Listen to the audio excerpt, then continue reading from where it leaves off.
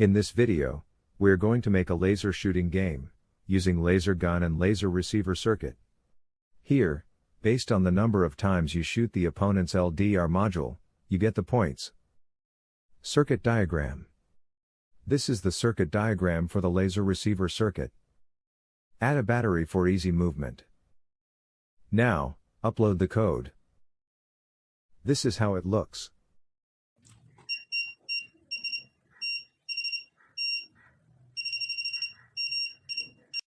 After adding additional features, like multiplayer and endgame.